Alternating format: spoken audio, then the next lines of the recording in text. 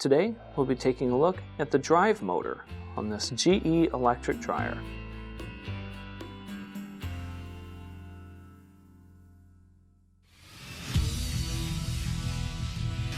Be sure to visit ApplianceVideo.com, where you will find thousands of repair videos on the latest technology. And for a limited time, you can save big on an annual membership and take advantage of all of our premium benefits. ApplianceVideo.com. Do it right the first time. To begin your repair, you must first remove the console. Stop. Always be sure to disconnect the power to the appliance. It is also recommended to test the outlet for the proper voltage. You will need the following tools to complete this repair. Now first, we will have to work on the back of the unit. There is one plate that's held on here. Got a couple of 1/4-inch screws going around. You'll have to take these out.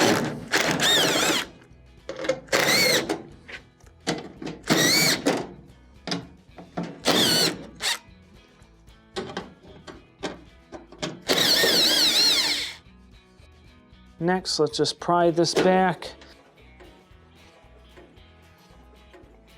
Lift it up.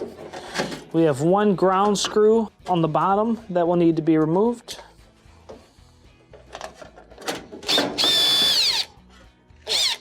Pull this off and set the plate aside.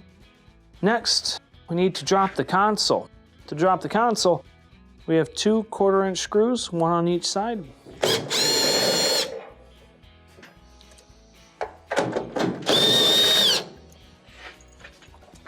And then we're gonna hit back. So use your palm, knock it back here, knock it back here, flip it forward.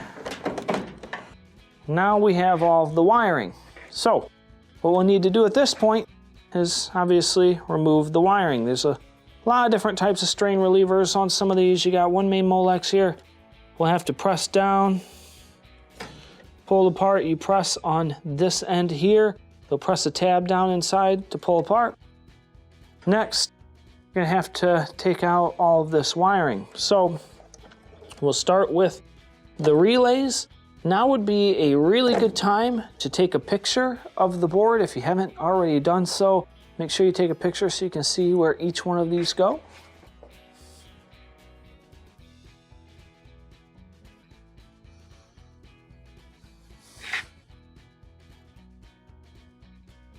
Again, start prying them off. When you pull on these relays, make sure you put pressure on the actual relay while lifting up.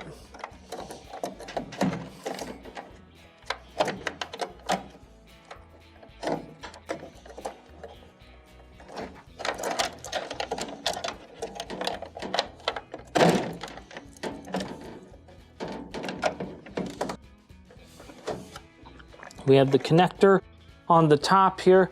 This will also have to get pushed through. I use the tag puller. It's a little clip on the side.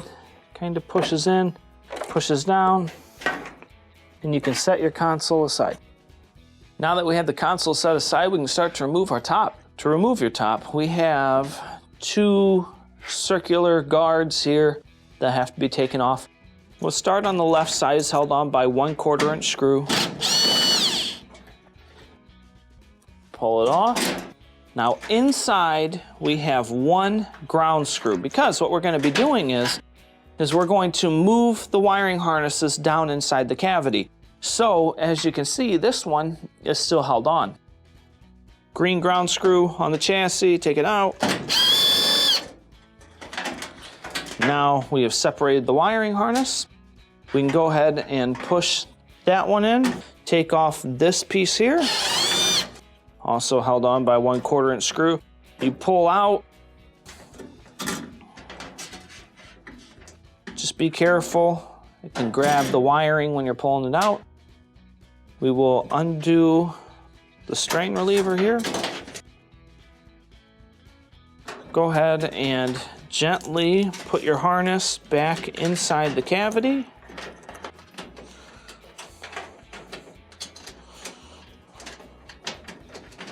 Next, we have two screws, both Phillips, one on each side, that will have to be removed.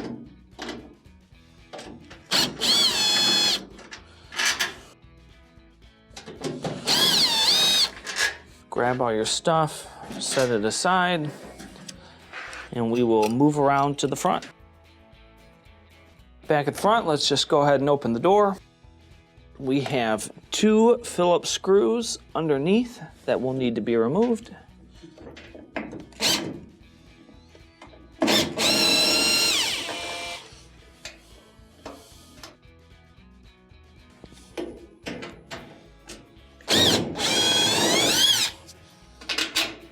Go ahead, set these aside.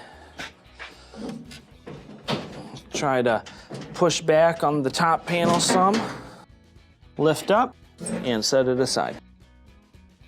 With the top panel set aside, next we're going to start to remove the front panel. We have a couple of screws that will need to be removed in the front here, all Phillips.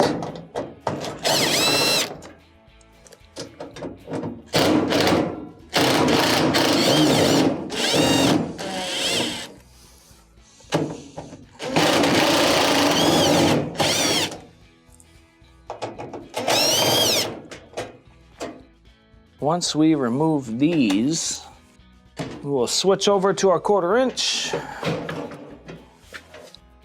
Now, before you pull your front forward, make sure you remove the wiring harness. Just pinch it, pinch the end, pull it apart. We have 2 1/4 inch screws on the top.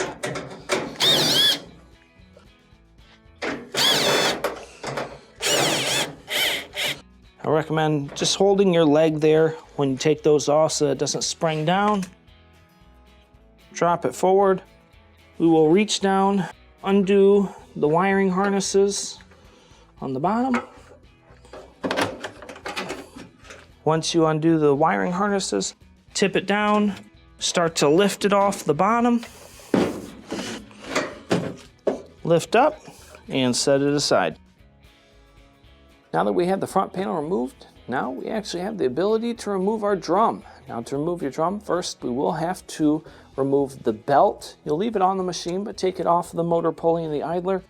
So reach in, grab the idler pulley, pull it back, let go of the belt.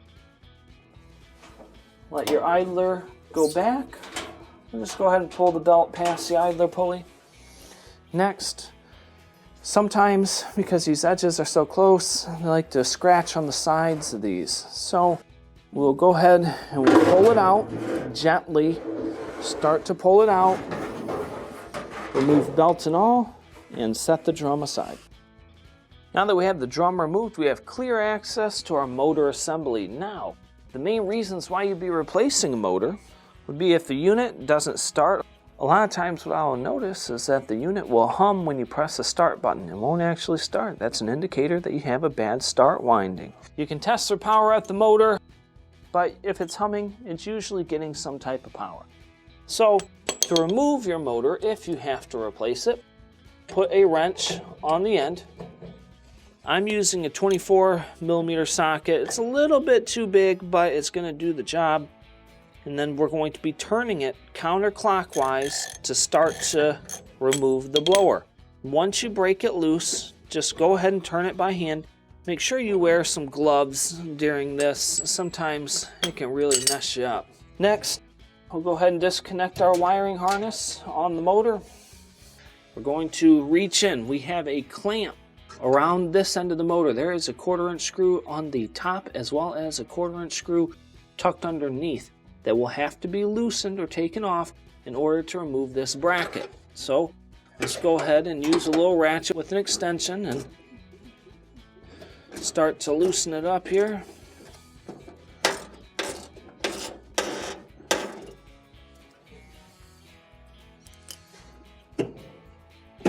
Still gonna need a little bit more, so let's go to the bottom one.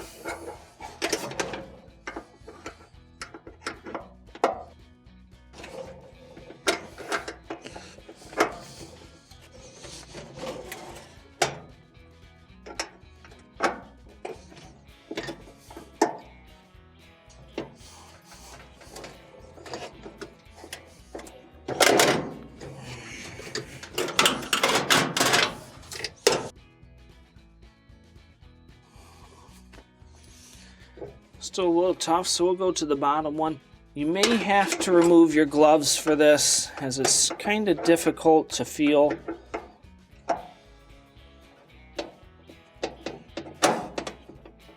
Just be very careful. There's a lot of screws coming out of the back.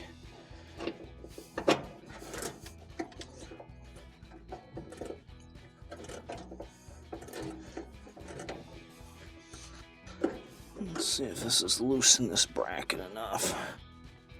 We'll keep going a little bit more.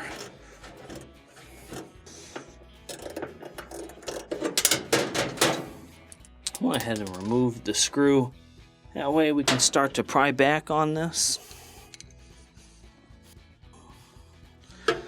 Use a little tack puller, just separate it a little bit.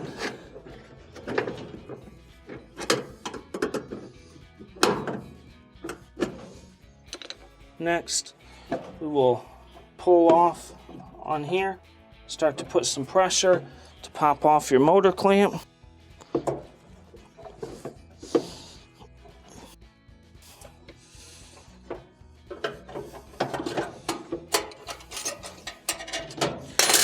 After you get your motor clamp off, twist and pull off on your motor, start to slide it out. Keep sliding, get it past your idler, and set it aside.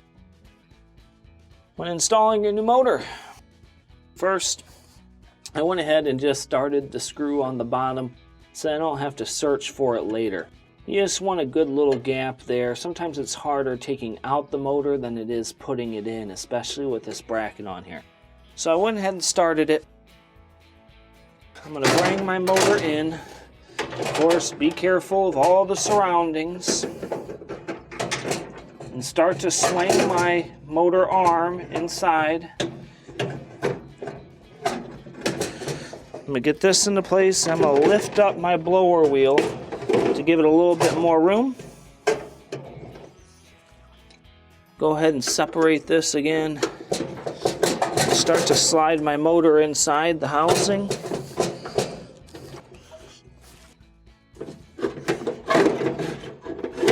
We need to kind of line up the blower wheel. This is stopping us some. So I'll pull it out a little bit. Feel where that shaft is. I'm just going to give it a little bit of a turn. I'll kind of hold it there in place. Drop it into my brackets.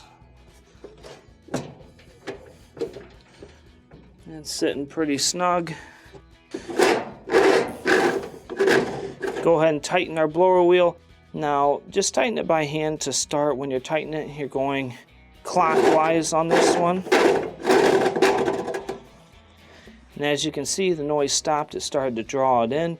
We're not tightened yet, but it's going to hold it on there.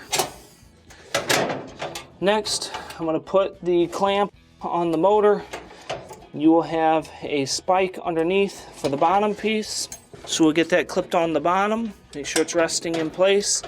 And push pressure on the back piece here.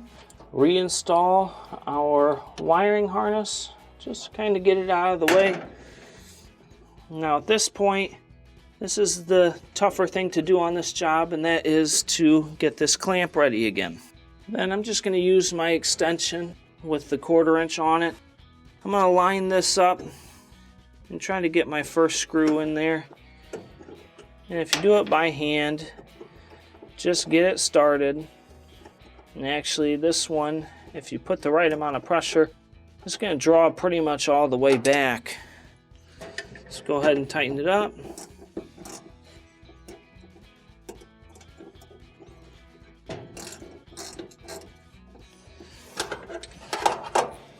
Put a little torque on the bottom.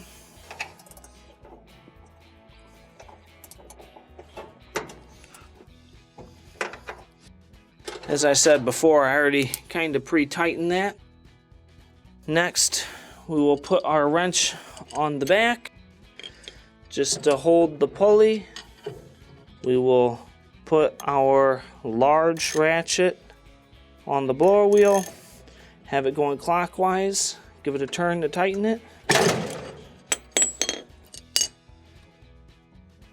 Feels good. Now we can reinstall our drum. When reinstalling your drum, we'll lift up on the belt just to kind of hold it in place while we're guiding it in the dryer cavity. Make sure you do not pinch any wiring. So slide this back. When you're going to the back, you want to lift up, have it where the top of the drum looks like it's maybe about 1 inch away from the top here, and then slide it into place. There's a bearing on the back that has to go into a hole. So when you get it where you think it's in place, give it a turn, make sure there's no scraping. We'll make sure the belt is lined up. There we go. Now it's set into place. So I actually go back about 1 inch away from the sides here is where it's going to rest in place. Now I'll give it a good turn. Must have just had the very tip of it in there. We'll reach underneath, reattach the belt. So we will pull back on our idler. Wrap the belt around here. Pull back on the idler, bring down the belt. The rib side of the belt goes around the motor shaft. The flat spot goes out. We will let the idler go so it causes tension on the belt. Now we can reinstall the front panel. When reinstalling your front panel, we will line up the bottom and drop it in place. You will have to give it some pressure on the top to push it down. We will reinstall our wiring harnesses.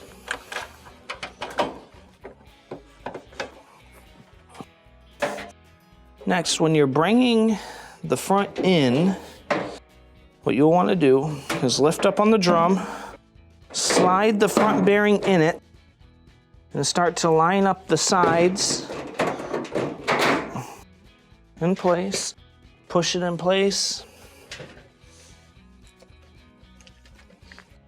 Reinstall your front holding screws.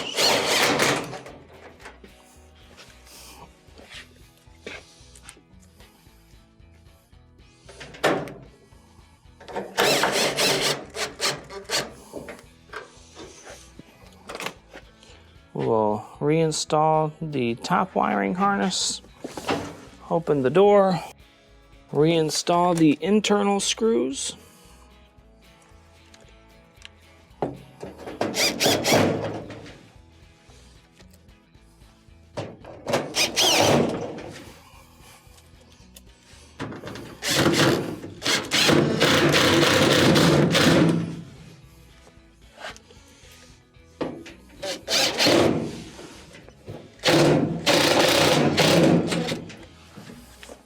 Now we can reinstall the top. When reinstalling your top, first we're going to bring it in at an angle. Then we're going to start pushing these wiring harnesses inside.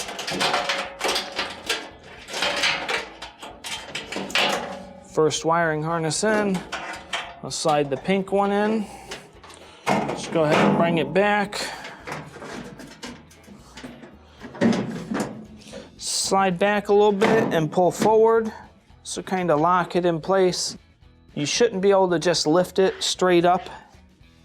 Let's go ahead and reinstall the Phillips screws in the front. What I like to do with these is I like to put them in by hand first, because sometimes you have two holes to go through here, here, and then meet up to a hole at the top. It doesn't want to always line up, so put it in by hand before you start drilling.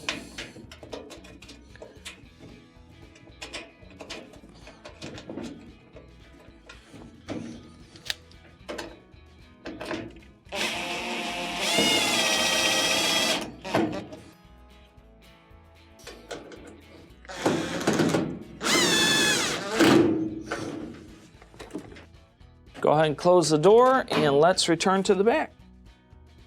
Now that we're at the back of the unit again, let's just go ahead and set everything we'll need right on top. Pull out your harness, slide it into the strain reliever, and twist it back into place. we will reinstall the bottom Molex here. Now, if you remember correctly, we had a ground strap that was screwed in. Now, you have one main ground strap here. One is longer than the other. There's a square end and there's a circular end. The circular end is the one that gets reinstalled inside the chassis.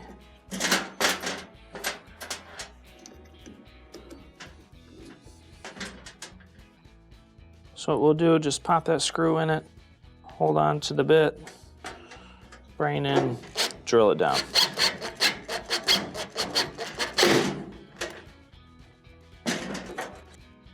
Next, we need to reinstall the covers here. They have a bent down kind of tooth on each end that will go into the slotted area on the hole here. So brain in place, slide it back. On this one, that ground strap wants to push against it a little bit. Just hold it in place. Reinstall your screw.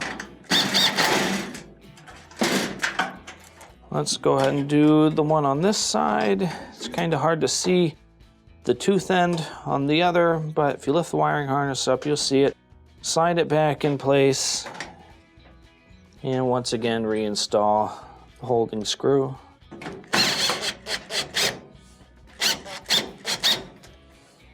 And finally, we have the two screws that are on the back. Now, these Phillips screws sometimes can be difficult to find where they need to go, so I recommend bringing them in by hand, finding where they thread in, and just give it a twist. Same on the other side. If you go in at an angle, the screw will fall too far down, so try to go down as straight as you can.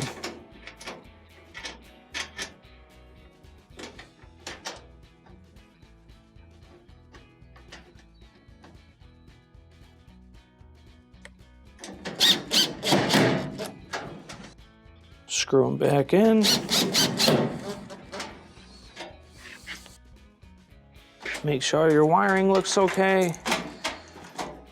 Now we can reinstall the console. When installing your console, first we'll lay it in place. Next, of course, you're going to reinstall all your wiring, starting with the Wi-Fi plug-in piece at the top. Slide it in, pop it out, clip it in place. Next, just go through and start to reinstall all your wiring.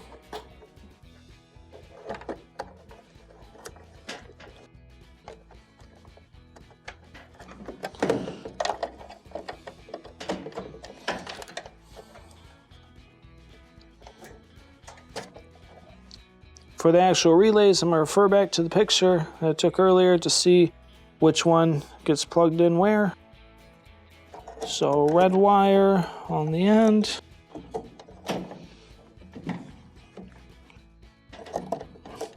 Followed by the orange wire.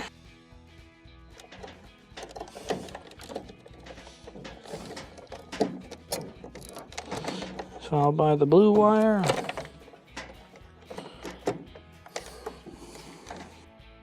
Now we will pull the console back into place. These little teeth here will go into the slotted areas on the top of the dryer. Make sure you drop it down. You'll want to move it back just a tad bit. It'll drop down in place. Give it a little nudge to kind of lock it in. Reinstall our 2 1/4-inch screws.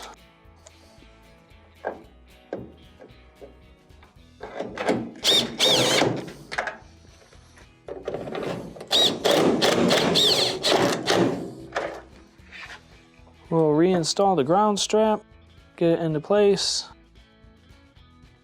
The strap itself had 1 small washer, as well as the green screw.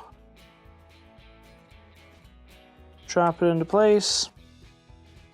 See which side it goes on. This one is going to be this side. Start it by hand, tighten it up.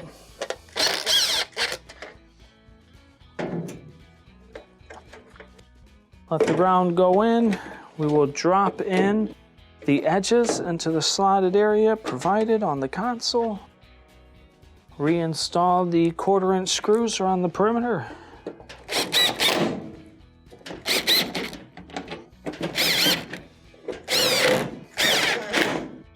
And this will complete your repair. Thank you for watching another quality video from ApplianceVideo.com. If you found this video helpful, make sure you click the like and subscribe to our channel.